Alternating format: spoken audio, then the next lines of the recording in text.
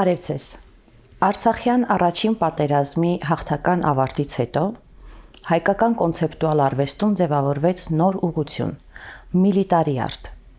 Համաշխարհային արվեստում, երբ անդրադարձ է եղել պատերազմական թեմային, հիմնականում արտահայտվել է հենց ռազմական տեսարանների պատկերմամբ կամ պատերազմից մնացած իրենց հուշերով, տպավորություններով։ Հայկական միլիտարի արտը առաջարկում է վերջապես ձեռքբերված հաղթանակի եւ մեծ կորուստների վերաիմաստավորման փորձառություն, որպես մշակութային նոր լեզու։ 6-րդ օր հաղորդաշարի այսօրվա հյուրը միլիտարի արտի ներկայացուցիչ կամ ինչպես իրենք են իրենց ասում, ռազմադաշտային մտավորական, արվեստագետ, նկարիչ Մկրտիչ Տոնոյանն է։ Բարև ձեզ, պարոն Տոնոյան։ Բարև ձեզ։ Պարոն Տոնոյան, միլիտարի արտը հիմնվեց, ստեղծվեց շատ հետաքրքիր արվեստագետի Ալեքսանդր Մելքոնյանի կողմից։ Մտերիմների համար Սաշ, իսկ ստեղծագործական մականունը Կենտավրոս։ Ցավոք քչերը գիտեն Ալեքսանդր Մելքոնյանի մասին, շատ հետաքրքիր արվեստագետի, ինչպես նշեցի, եւ նաեւ ռազմական գործչի։ Կխնդրեմ, որ պատմեք նրա մասին։ Մեծ սիրով կխոսեմ Ալեքսանդր Մելքոնյանի մասին, ու որ ես մինչև հիմա համարում եմ իմ հոգևոր ուսուցիչը, իմ հոգևոր հայրը։ Իսկ ինչպես է ստացվում, որ տոհմիկ ռազմական ընտանիքից սերող տղան հանկարծ պատերազմին զուգահեռ կամ պատերազմից հետո ինքն արտահայտվում է արվեստում շատ հետաքրքիր ինստալացիաներով, դրանց տեսանյութերը կան ժամանակակից արվեստի թանգարանում իր ստեղծած ինստալացիան, դրանք շատ հետաքրքիր գործ են։ Ինչպես է ստացվում, որ այդպիսի անցում է լինում ռազմականից դեպի արվեստ, այն էլ կոնցեպտուալ արվեստ։ Ալեքսանդրի պես մարդիկ չափազանցրած չեմ լինի, եթե ասեմ, որ հաճախ չեն ծնվում, այսինքն նա ինչ-որ մի բնատուր բան ուներ, որի մեջ ամփոփված էին մի քանի մարդիկ, առանձնահատուկ հետաքրքրվածություններ գրեթե ամեն ինչի հանդեպ, եւ ինչին եթե անդրադառնում էր, գնում էր արմատական վերլուծությունների ճանապարհով։ Իրեն շատերը ճանաչում են տարբեր կետով, միջև զինվորական ռազմական, ասեն, գործիչ դառնալը, մի մասը գիտեր իրեն որպես ձիա սպորտի վարպետ, նա երկրորդ կարգի վարպետ էր ձիա սպորտի, մի մասը գիտեր որպես հաջողված բռնցքամարտիկ, մի մասը գիտեր որպես մուլտիպլիկատոր, ես միշտ հիշում եմ գյուտարար գորտի մուլտիկի մեր սիրած մուլտերից մեկն էր այդ ֆիգուրները իր աշխատանքներն են, հետո հայ ֆիլմում կնաև գործել, հիմնելով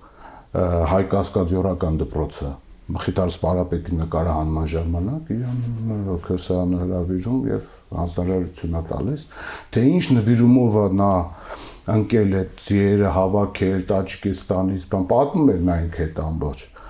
բաները եւ դրանից հետո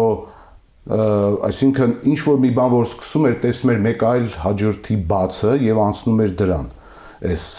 մի բան կար, որ իր հոր խոսքով ինքը մեկ ասում էր հայրս ինձ ասում էր դու ամրոց գրավող ես, դու ամրոց պահող չես։ Առնում ես մի բան վերջացնում, այսինքն սպորտային հետաքրքրությունը դրանով բավարարում, թողնում ես արդեն ստեղծված կուռ ինչ որ մի ամուր բան շարունակողներին դու գնում ես նոր նվաճումների ճանապարհով։ Այնպես որ այս վիճակով էլ նա հայտնվեց նաև ռազմական գործի մեջ շարժման միջոցով Սատնովայի վրա ուներ արվեստանոց, որ ինքը վաճառեց եւ ամբողջությամբ այդ գումարը դրեց ռազմական գործի մեջ, այն ջոկատները, որ դեռ ոչ մի տեղից ֆինանսավորում չունեին, որի համար հետագայում Վազգեն Սարգսյանը իրեն Բայրոնի փողոցի վրա մի հատ բան նվիրեց, հանդիպումներից մեկի ժամանակ ասեց հետ եկել ես նկարելու, թե բանակում ես ասենք մնում, ասեց արվեստանոց չունեմ։ Մի քանի ժամանակ անց այդ արվեստանոցի հարցը իրար լուծվեց, այսինքն նա շատ լավն էր նաև ռազմական, ասենք գործի մեջ, բայց իրեն ճանաչելով նաև այդ նկարչական, ասենք այդ ակտիվ կյանքում ուզում էր Վազգեն Սարգսյանը, որ նա շարունակի իր աշխատանքը, իսկ նա ինչ արեց, նա արեց երկուսն էլ։ Եվ այդպես եկավ ռազմական արվեստ, գեղարվեստի, այսինքն միլիտարի արտի գաղափարը, երբ որ նա դրա մանիֆեստը կարդաց, նա այդ ժամանակ 4 բանակային կորպուսի հետախուզության պետն էր, հետո հակահետախուզության պետ եղավ եւ միաժամանակ նաեւ ՆՓԱԿ-ի այդ նոր բացվող լայնամասշտաբ այդ առաջի մեծ ցուցահանդեսը արեց տենց շատ նշանակալից աշխատանքներ հայկական ժամանակակից արվեստի համար, ասենք, իրոք ոչ մեկին չկրկնող իր ներքին էությունից եկող աշխատանքներ, սա էր Ալեքսանդրի այդ հիմնական հայտնի էր նաև երևի ասեմ շատ բաներում է նա եղել, մի մասը նաև գիտի իրեն որպես այրուձի համահիմնադիրներից մեկը, երբ որ ձիաթատրոնի գաղափարն ուներ ստեղծելու եւ այս ինչից որ խոսում եմ ընդհանուր նաեւ հայկական գամփրի տեսակի վերականգնման համար վերացած արդեն Ղարաբաղյան ձիատեսակի բերելը վերականգնվել այստեղ այս ամբողջ գործին ինքը գտնում էր շատ կրկոտ եւ այդ ամեն ինչի մեջ տեսնում էր ռազմավարական նշանակություն, այսինքն այս ամբողջությամբ, այս ամեն ինչի կորցրածով, դա լավորի չէր որ կորցրել ենք, սա պետք է հետ գա, որպեսզի մեր մշակութային բազիսը ամբողջանա։ Պատահական չէ, որ դուք դարձաք միլիտարիարտի ներկայացուցիչը եւ նաեւ շարունակողը, որովհետեւ նաեւ անձնական փորձառությամբ հակվեցիք միլիտարիարտին 92-ից 94 թվականներին հազիվ 16 տարեկան պատանիներ, ինչպես դուք եք ասում, մերժված մեծերի կողմից, որովհետև ազատամարտիկները բնականաբար ձեզ չէին ուզում ներգրավել իրենց ջոկատներում։ Այնուամենայնիվ դուք պատանիներով կարողացաք ստեղծել ազգային լեգիոն ջոկատը, մասնակցել շատ լուրջ մարտական գործողությունների, հետո դուք վիրավորվեցիք Մատաղիսում, հետո եղավ հաղթանակ, հետո ծանոթացաք Ալեքսանդր Մելքոնյանի հետ։ Ինչու է 16 տարեկան տղան ուզում գնալ պատերազմ եւ ինչ մտքերով եք դուք գնում պատերազմ, ինչպես խմբագրվեցին ձեր մտքերը արդեն խրամատում։ Հետաքրքիր հարց եք տալիս, որտեղ դրա շուրջ մենք ընկերներով հիմա էլ որ հավաքվում ենք, երբեք չենք կարողանում, երբեք չենք մտածում, որ կար այլ տարբերակ, մենք այլ բան կանեինք։ Երևի կոնկրետ իմ կյանքում ես ինքս շատ որոշումների դեպքում ժամանակ մեկ հաճախակի տատանվում եմ, բայց կյանքում 3 որոշում եմ կայացրել, որ երբեք չեմ տատանվել եւ հիմա էլ հետադարձ հայտ չեմ գցում։ Դրանցից մեկը այդ ազատամարտին մասնակցելն էր։ Մյուսը երևի իմ ամուսնության որոշումը եւ մյուսը Հայաստանում մնալը։ Այս 3-ը ինձ համար շատ կարեւոր փուլում են եղել, որպեսզի դրանով իսկ ապացուցեն հենց մեր այդ սկսված նվիրվածությունը, այս կապը կար ամբողջությամբ, ասենք հենց սկզբից։ Ինչն էր մեզ տանում, իհարկե կար նաև այդ ընդհանուր վերելք բոլորը ունեին, երիտասարդները մի քիչ ավելի ուղղամիտ են, իրենք ավելի միանշանակ են հասկանում ամեն ինչը, այդ վերելքի ժամանակ նաև գրքեր են կարդում տարբեր, ես հիշում եմ ռասպարների կանչի համար ոնց էինք մենք այդ գիրքը փորձում ճարել, երևի որ ասեմ, որ առաջի հենց այդ ոգեշնչումներից մեկը, որ ինչի մարդիկ sense հերոսություններ կարող են անել,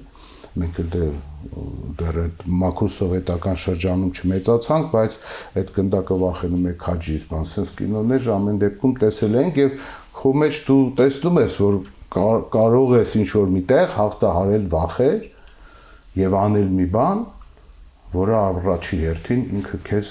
քեզ անձամբ քեզ ասենք ճանապարհ կհարթի, կկայացնի որպես ասենք մարդ առանձնահատուկ տենց հերոսության հետևից իհարկե չեն գնում եւ բոլորիս մղումը եղել է նույնը ես ասում եմ ազգային լեգիոնի այդ հանդիպումը շատ կան մեր տարիքի երիտասարդ պատանիներ, որոնք մասնակցել են ազատամարտին, բայց մեր ստեղծելու ձևը ինձ թվում է դա եզակիներից մեկն էր, որ ուղղակի պատահական իրար հետ խմբավորված հանդիպեցինք թատերական հրապարակում, ինչ որ մի բան մեզ միանգամից միացրեց եւ հետո որոշեցինք, որ մենք պետքա անենք այդ քայլը, եթե ոչ մենք, ապա ով։ Ով է ի վերջո ռազմադաշտային մտավորականը, ականատեսը, քննադատը, վավերագրողը։ Բոլորը միասին։ Մենք միանշանակ ձևակերպումներ չենք այդպես էլ չկարողացանք տալ կոնկրետ Ալեքսանդր Մելքոյանի հետ։ Ես իր հետ հավասար, ինքը այդպես էր մեզ նայում հավասարին, մանավանդ ինքը ռուսական կրթություն ուներ, ինքը խոսում էր ռուսերեն, ես այդ ամբողջը գրում էի հայերեն։ Փորձում էինք թարգմանել, երբ որ խոսքով էր, հետո անցնում ենք ձայնագրելու ճանապարհով։ Մի քանի ուղղությամբ աշխատեցինք, այդ թվում նաև նա ուզում էր, որ դա լիներ մի բաց տեղ, որտեղ կգան բոլոր նրանք, ովքեր ունեն այդ փորձառությունը եւ եկել են նույն եզրահանգման, ինչ որ ինքը։ Այսինքն Հայաստանի, նոր Հայաստանի կերտման,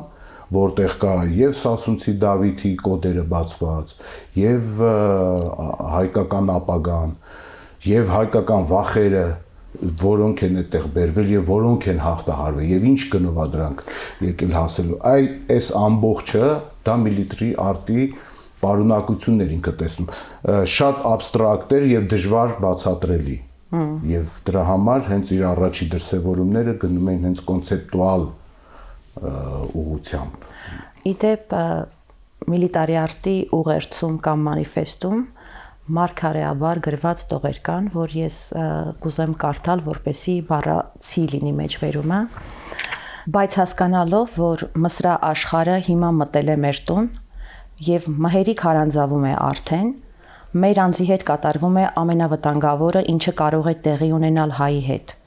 Այն կոչվում է փոքր մհերի համախտանիշ, բացարձակ օտարացում եւ օտարում,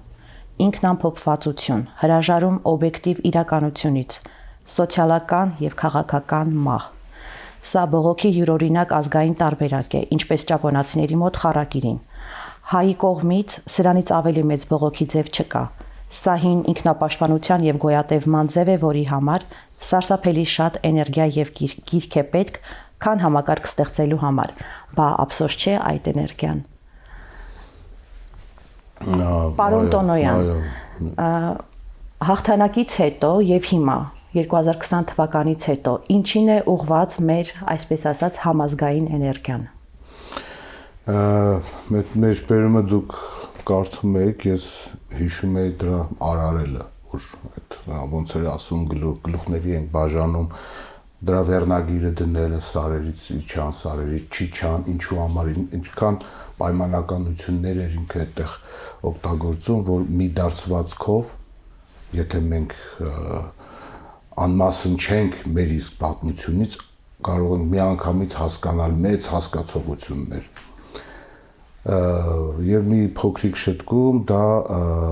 ռազմադաշտային մտավորականի մանիֆեստն էր։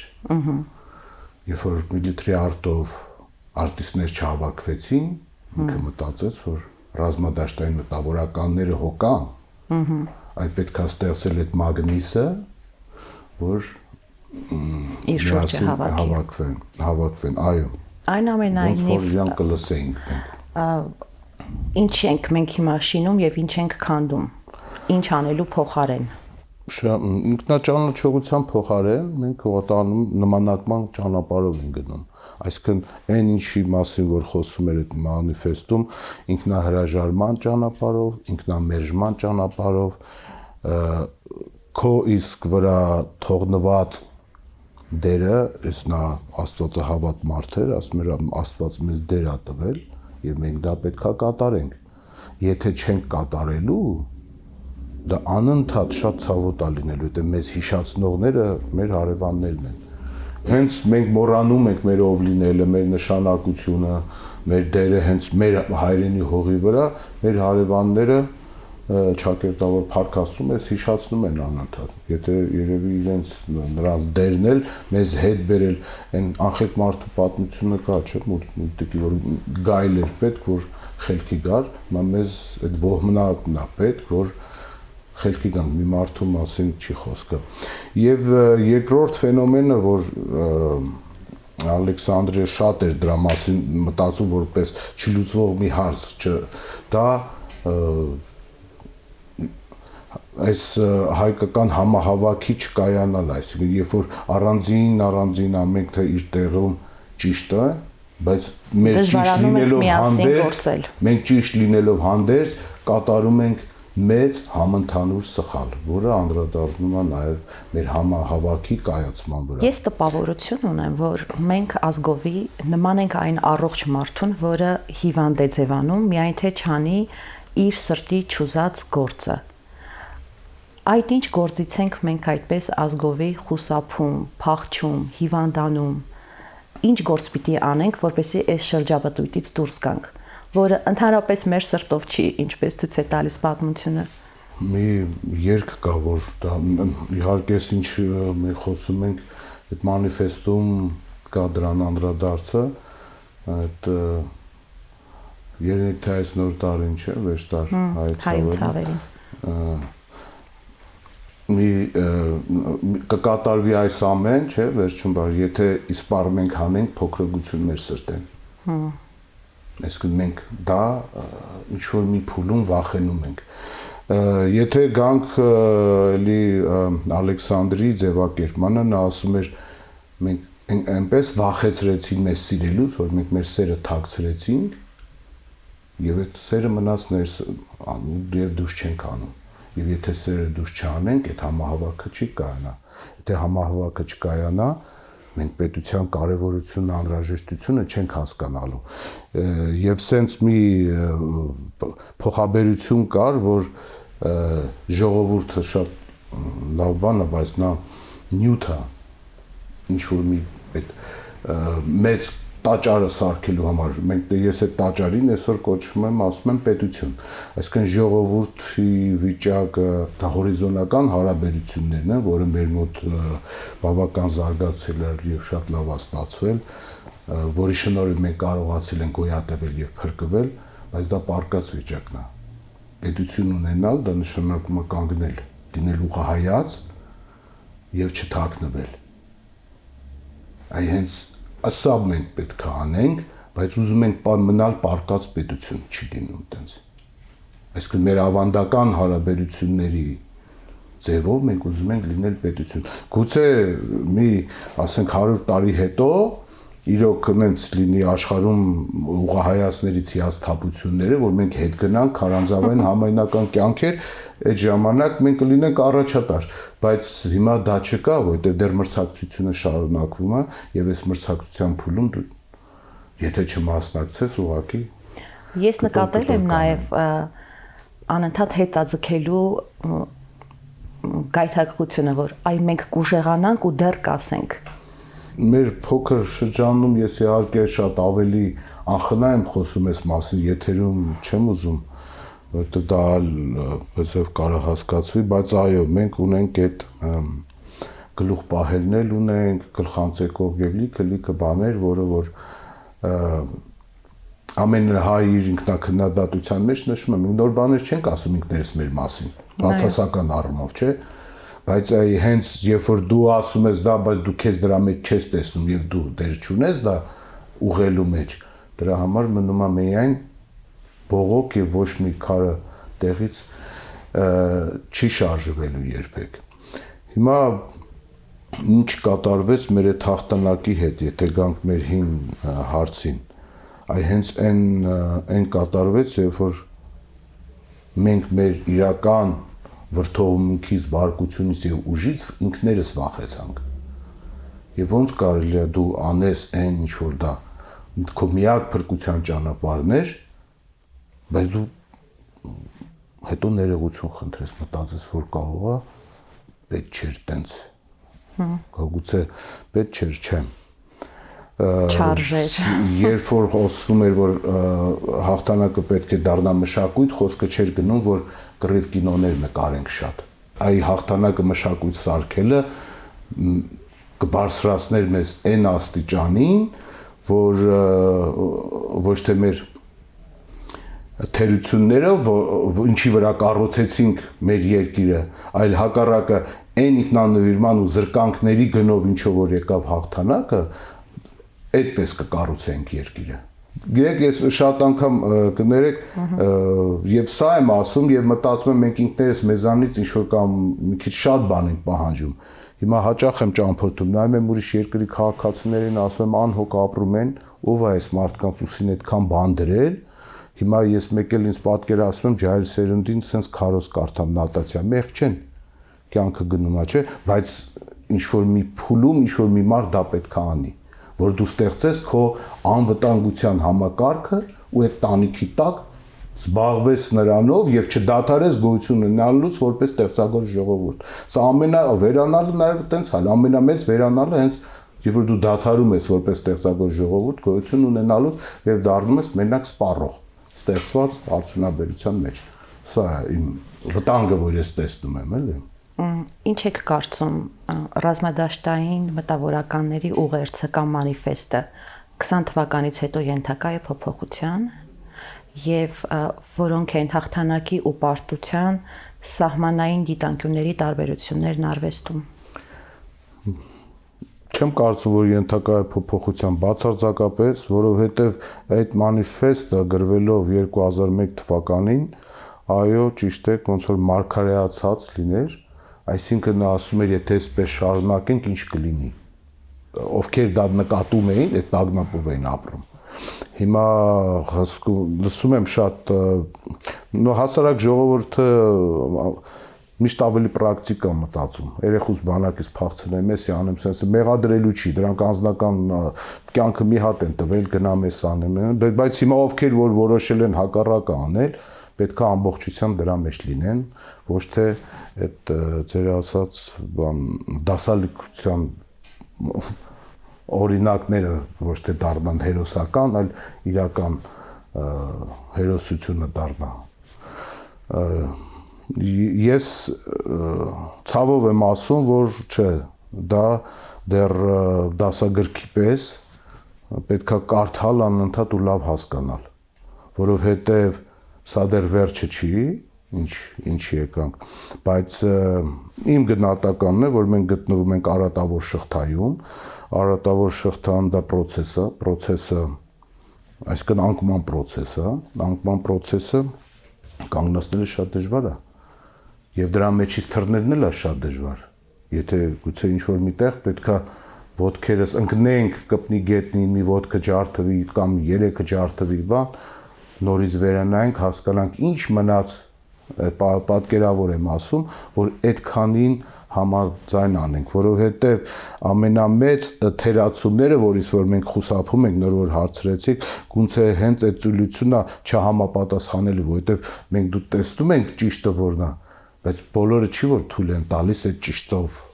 գնալու, այդ ճիշտով ապրելու։ Չէ որ թե վերցնենք թեկուզ կամավորական շարժման ժամանակ, բոլորը գիտեին, որ գնալ պատերազմ ժառանգական թշնամու դեմ կռվել, որը որ այս վերջի հողակտորն էլա տանելու միանշանակ, դա ճիշտ է, բայց քանի տոկոսը արեց այդ քայլը իմանալով հանդերձ, որ դա ճիշտն է, չէ՞։ Այստեղ մենք ունենք, ես ուղղակի դա շատ լավ եղավ, որ լուր անցավ եւ բևեռացում չմտավ սինդրոմի տեսքով մեր հասարակության մեջ, այսինքն այդ խորացվածի նկատի ունեմ պատերազմի մասնակիցները սկսեն ատել պատերազմի չմասնակցածներին, բայց նման բան բարեբախտաբար չեղավ, որովհետև մեզ բոլորիս միացնող մեծ եղեռնը թույլ չտվեց, որ մենք իրար օտարի պես վերջում նայենք։ Սկսեցինք հասկանալ, ոչինչ մասա իրան թույլ տվեց, այն մեկը թույլ չտվեց։ Բայց ավելին պետք էր անել, էլի, իրոք պետք էր անել, որովհետև գալիս է նաև գործելու ժամանակը։ Եթե անդրադառնանք միլիտարի արտին, ինչ է իրենից ներկայացնում այդ նախ ասեմ, 95 թվականին այդպես ինքը հայտարարեց այդ մանիֆեստը եւ արդեն 6 տարի հետո իր մահով կարծես դրա այդ մեծ քայլարշավ էր սկսել, մեծ քայլերթ էր սկսել, դա ավարտվեց։ Ես ուղղակի պարտավորվածություն զգացի, քանի որ այդ ամբողջ ընթացքում իր հետ եմ եղել, նաև եւ գերված էի այդ գաղափարով, որ ես էլ կլինեմ այդ միլիտարի արտիստներից մեկը, որը կշարունակի։ Չգիտեմ, ուրիշ դրսևորում չեղավ, ես եղա, դեռ կարող եմ ասել, որ այդպես էլի այդ համահավաքը չեղավ։ Ես այդ բրենդը որպես բրենդ շատ վատ բառ եմ օգտագործում այս առումով, բայց ուզում եմ որ դա պահպանել, որովհետև ես տեսնում եմ, որ սա կարա ուրիշ ձևով վերցվի եւ օգտագործի, եւ վերջապես միլիտարի արտով աշխարհին ներկայանալու միջոցով մենք անուղակի խոսում էինք մեր խնդիրների, մեր ասենց կոպիտ ասած դարդի մասին, որ դա հարց էր ծագում պատասխան եւ դու խոսում ես մարդը քեզ լսում էր։ Ինչա դա գալիս եւ նա ուզում է արդեն հասկանա ավելին։ Շատ մեծ պոտենցիալ ես տեսա այդ մեխանիզմի մեջ եւ կարելի ասել ես ինձ հենց դրա մեջ այդպես պահեցի էլի ամեն վարքյան նաեւ հիշելով եւ հիշեցնելով Ալեքսանդրի մասին, որովհետեւ ինքը մի տենց խոսք ուներ, ասում էր ամենադժվար բանը անհայտ մնալն է իր համար։ Մենք ես չէի ուզենա ինքը լիներ անհայտության մեջ։ Շնորհակալություն, պարոն Տոնոյան, հետաքրքիր կարևոր զրույցի համար։ Ես եմ շնորհակալ այս լավ հնարավորության համար։ Միլիտարի արտը իր ուղերձով վերահաստատում է, որ պատերազմներում ոչ հաղթանակն է հաղթանակ վերջնական եւ ոչ էլ պարտությունն է վերջնական պարտություն։ Ամեն ինչ եւ արդյունքը կախված է մեր վերաբերմունքից երկուսի նկատմամբ։ Շնորհակալություն, կհանդիպենք։